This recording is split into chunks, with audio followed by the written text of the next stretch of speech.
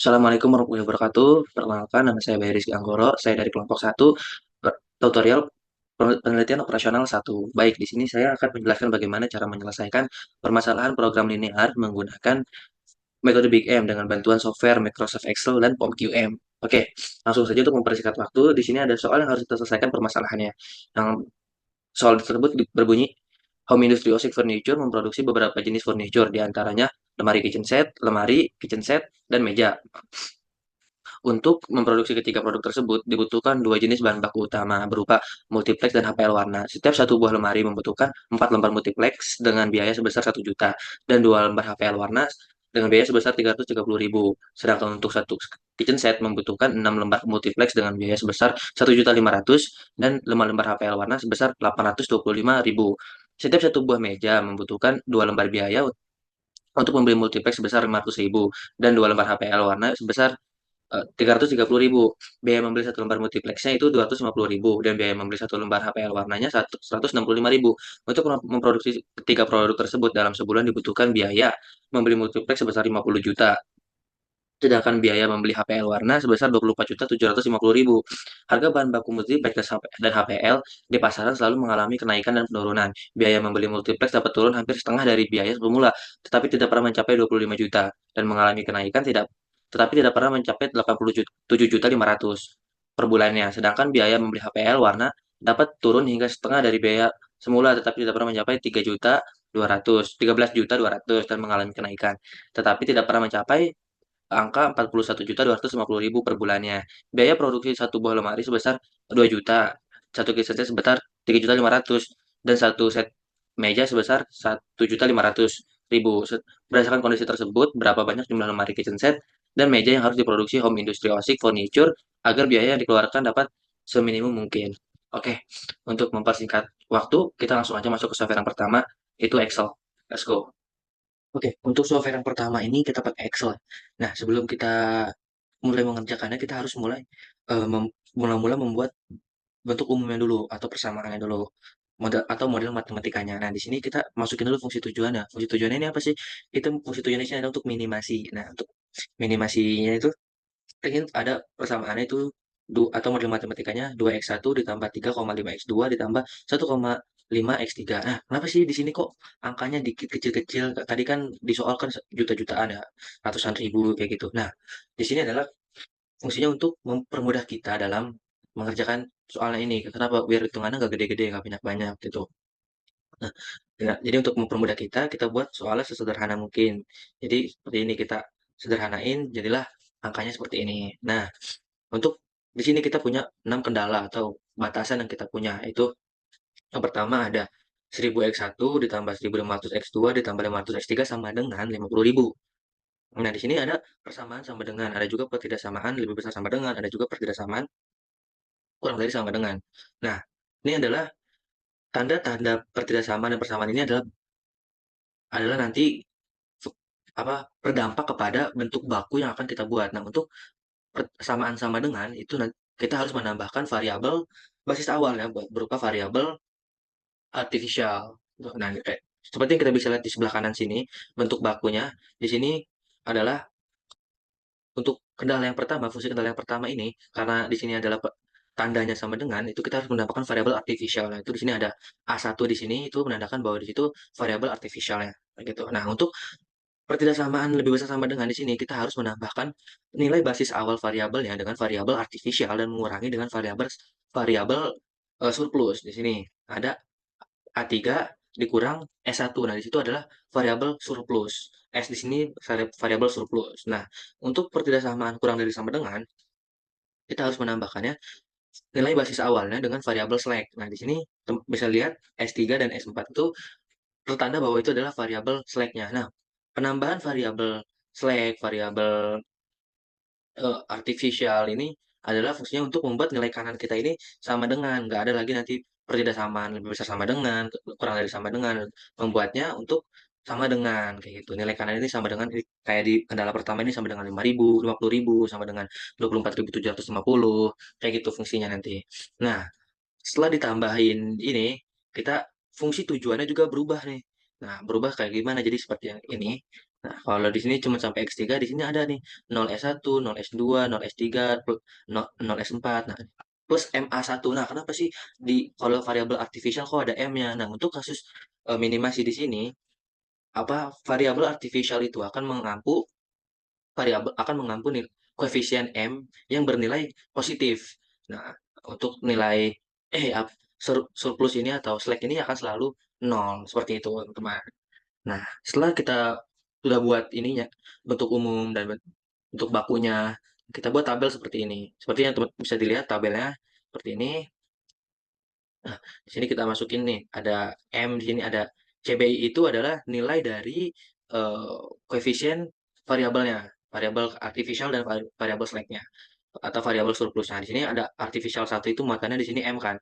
Nah, itu berarti itu adalah nilainya M kayak gitu. Nah, untuk X1-nya di sini ada 1000, 1500 dan 500. Kita masukin X1, X2, X3-nya sampai nah di sini kan di sini nggak ada X1, berarti X1-nya 0 0 0 0. Nah, untuk di sini ada A1. Nah, A1 yang di sini itu nilainya 1, teman-teman. Jadi di sini ada 1.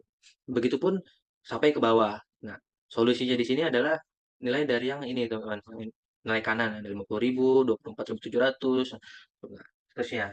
Untuk indeks ini kita hapus dulu aja. Nah, nah setelah kita masukin ke dalam tabel seperti ini untuk mencari nilai ZJ-nya ini, di sini udah ada. Nah, tapi caranya itu kita kalikan dulu nilai ini di kolom X1 ini dengan di kolom CBI. Di sini 1000 dikali M, 330 dikali M, 1000 dikali M, 330 dikali M, 330 dikali M gitu. 1000 dikali 0, 330 dikali 0, terus dijumlahin. Hasil perkalian tadi dijumlahin dapatlah hasilnya 2660 M. Begitupun dengan yang ini, begitupun dengan yang ini, begitupun dengan yang ini, begitupun dengan yang ini. Dikalikan dengan ini terlebih dahulu, hasil perkaliannya ditambahkan, taruh di sini. Nah, untuk mencari nilai ZJ min CJ-nya, itu kolom baris ini adalah tanda kalau kita sudah mencapai titik optimum atau belum. Nah, dari sini akan minimasi. Nah, kalau minimasi ini nilai ZJ min CJ-nya ini tidak boleh ada yang positif. Nah, cara mencari nilai ZJ min CJ gimana? Nah, hasil CJ ini kita kurangi dengan yang ini. Nah, karena 2660 M nggak bisa langsung dikurangi, jadi kita tulis di sini.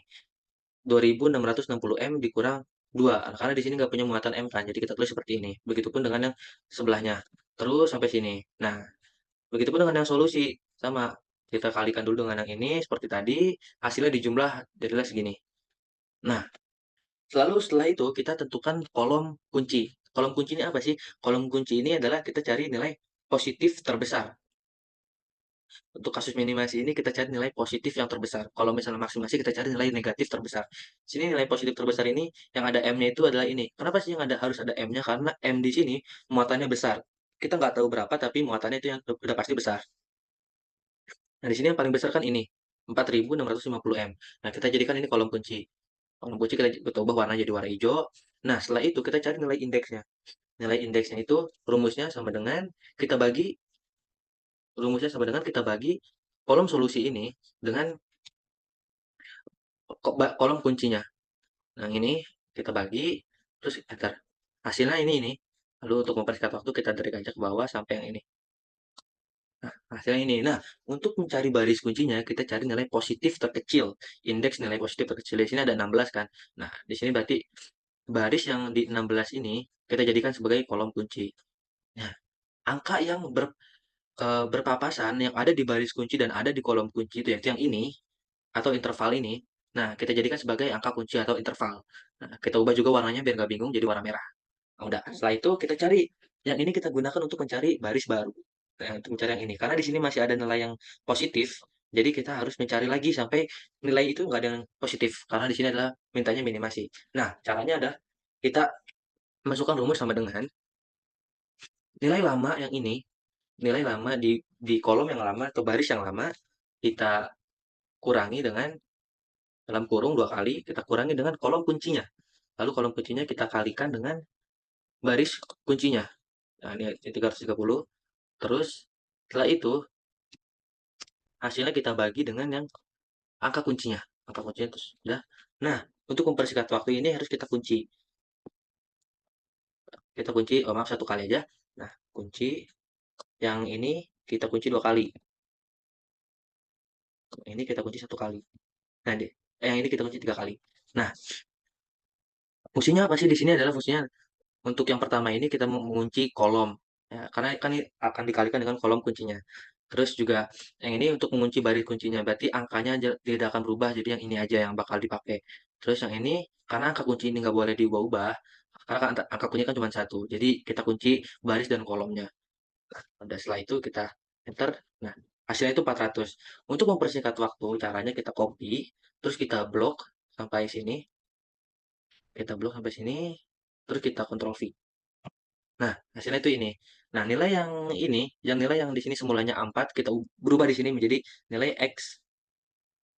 X2. Kenapa? Karena kolom kuncinya itu ada di kolom X2. Nah, kita ubah jadi X2 kan. Setelah kita ubah jadi X2 ini, nah ini baris ini kita hapus karena rumusnya itu berbeda. Karena tadi kan dia di sini baris kunci kan. Nah, untuk di tabel yang baru rumusnya agak beda. Sama dengan ini baris kuncinya kita bagi dengan angka kuncinya. Angka kuncinya kita kunci, enter. Nah, hasilnya ini. Untuk mempersingkat waktu juga kita drag aja ke bawah. Kita drag aja ke samping, Mas. Nah, diperolehlah hasilnya segini. Nah, setelah itu, setelah itu adalah kita cari seperti biasa kita cari nilai ZJ-nya ini, kita hasil kali dikali ini, seterusnya sampai semuanya kita diraihlah hasilnya ini, nilai ZJ-nya itu ini. Nah, ini semua nilai ZC-nya. Nah, nilai ZC min CJ-nya itu masih ada nilai positif kan di sini, masih ada nilai positif. Nah, karena masih ada nilai positif, kita lanjut lagi ke tabel berikutnya. Nah, untuk lanjut ke tabel berikutnya, kita harus tentukan dulu lagi kolom kuncinya mana. Di sini angka paling besarnya, M paling besar itu 800 M, min 0,6. Nah, di sini kita jadikan kolom kunci, lalu kita cari indeksnya. Indeksnya kayak tadi, solusi kita bagi dengan kolom kunci. Enter. Kita drag ke bawah. Nah, di sini kan, nah di sini tidak terdefinisi kan. Kalau tidak terdefinisi aja kita ganti aja biar nggak ribet. Kita ganti dengan strip atau nol boleh, penting diganti.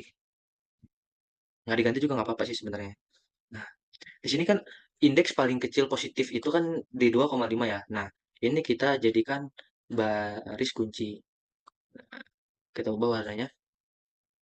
Nah, yang ini yang berpotongan ini kita ubah warnanya kita jadikan angka kunci. Nah, untuk mempersingkat waktu, caranya itu sama semuanya. Kita cari dulu sampai nilai ZC min CJ-nya itu tidak ada yang positif. Nah, untuk mempersingkat waktu, silakan dinikmati time lapse-nya. Oke. Nah, di sini kan ah, hasil hasil semuanya ini CJ-nya kayak tadi lagi masih. Nah, di sini masih ada nih nilai nilai yang positif. M-nya di sini masih positif kan. Nah, berarti kita cari lagi kayak gitu.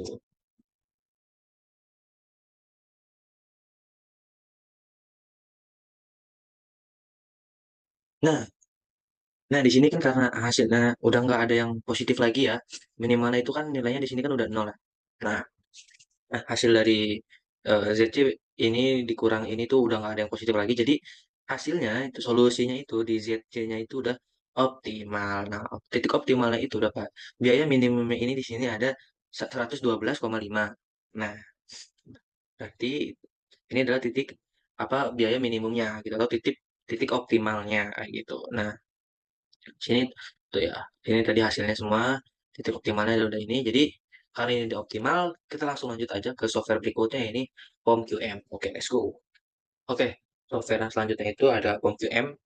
Nah, untuk langkah pertama ini setelah muncul tampilan ini di POM-QM itu kita pilih yang linear programming. Nah, lalu kita pilih nih eh, batasan yang kita punya itu berapa sih? Batasan yang kita punya kan ada 6 ya. Jadi kita pilih di sini 6. Nah, variabel yang kita punya ada berapa sih? Ada tiga kan, ada X1, X2, dan X3. Nah, kita pilih 3. Nah, di sini adalah objektifnya kita mau meminimasi atau meminimumkan. Nah, kita pilih di sini yang minimasi. Nah, setelah itu udah betul, eh, udah kita klik OK aja langsung. Nah, setelah itu, setelah kita klik OK di sini, kita masukin nih minimasinya. Ya, berapa sih? Yang pertama ada 2, terus di sini ada 3,5, terus yang di sini ada 1,5. X3 nya 1,5 kan.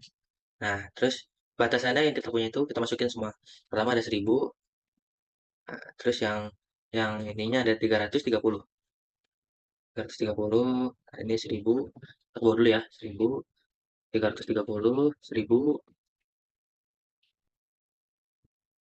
nah terus yang X2-nya, yang X2 itu 1500, terus bawahnya itu 825, terus ya, terus 1.500 ya.